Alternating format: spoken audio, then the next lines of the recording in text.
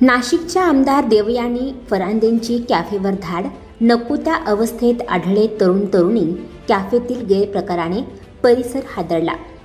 नाशिक शहरातून एक धक्कादायक बातमी समोर येत आहे। शहरातील गंगापूर रोड परिसरात एका कॅफेवर तरुण तरुणींचे अश्लील चाळे सुरू असल्याची माहिती मिळताच नाशिक मध्य विधानसभा मतदारसंघाच्या भाजपचे आमदार देवयानी फरांदे यांनी छापा टाकला।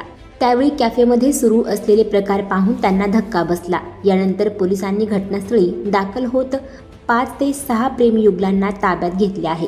याबाबत अधिक माहिती अशी की सरकारवाडा पोलीस स्टेशन आणि गंगापूर रोड पोलीस स्टेशनच्या सीमारेषेवर मोगलीज नावाचा कॅफे होता। गेल्या 5 वर्षांपासून हा कॅफे सुरू असल्याची माहिती समोर येत आहे। या कॅफेमध्ये काही कंपार्टमेंट करण्यात आले होते। मुलं मुली तिथे अश्लील चाळे करत असल्याची माहिती देवयानी फरांदे यांना मिळाली होती। त्यानंतर देवयानी फरांदे यांनी या कॅफेवर धाड टाकली।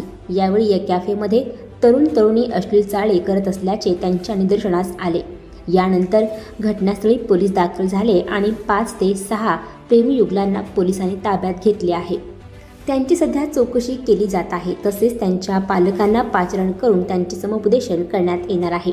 दरम्यान नाशिक शहरात हे केवळ एकच ठिकाण नसून अनेक ठिकाणी असे प्रकार घडत आहेत, मात्र याबाबत कारवाई होत नाही। त्यामुळे या कॅफेवर कारवाईचा बडगा उगारावा अशी मागणी नागरिकांनी केली आहे। गंभीर अशी ही गोष्ट आहे।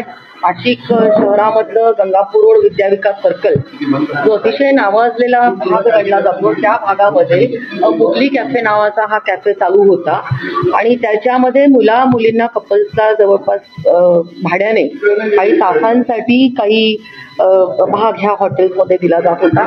मला ह्या गोष्टीची मला कळल्यानंतर मी स्वतः ह्या ठिकाणी धाड टाकली आणि त्याच्यामध्ये मला अतिशय वाईट अशा गोष्टी ह्या ठिकाणी आढळून आल्या। नाशिकची संस्कृती बिघडत आहे। नाशिक शहर पोलिसांनी ह्या विषयावरती तातडीने काम करायला पाहिजे आणि गंगापूर पोलीस स्टेशन असेल, सरकारवाडा पोलीस स्टेशन असेल, ह्यांच्या हद्दीमध्ये हे सगळे विषय असे चालू असताना ह्याच्यावरती आजपर्यंत कारवाई झालेली नाही आहे।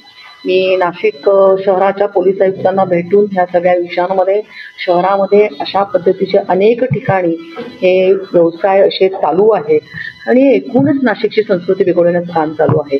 कॉलेजेसमध्ये देखील मुला मुलींच्यासाठी जो अटेंडन्स जो आहे हा कंपल्सरी करायला पाहिजे। विद्यापीठाचे नियम आहे की 80% अटेंडन्स कंप्लीट असल्याशिवाय विद्यार्थ्यांना परीक्षेमध्ये बसलं दिलं जात नाही। परंतु ह्या सगळ्याच गोष्टी मला असं वाटतंय की महाविद्यालयांपासून देखील त्या गोष्टी पाळल्या जात नाही, बारकाईने त्याच्यावरती लक्ष दिलं जात नाही का? कारण हे जे मुलं कॉलेजेसमध्ये येतात ती मुलं मुली कॉलेजेसमध्ये न जाता अशा पद्धतीने हे करतायत आणि त्यांच्या व्यक्तिगत जीवनामध्ये कोणाच्या डोकावण्याचा हा अजिबात प्रयत्न नाही। त्यांना त्यांचं अभिव्यक्ती स्वातंत्र्य निश्चितच आहे, परंतु अशा पद्धतीने कॅफे चालवून ही शहराची संस्कृती बिघडवण्याचं काम चाललंय आणि ह्या भागाला देखील गालबोट लावण्याचं काम चाललंय। आणखी नवनवीन व्हिडिओ पाहण्यासाठी आताच आमच्या स्टार TV9 चॅनलला सबस्क्राईब करा, लाईक करा, शेअर करा।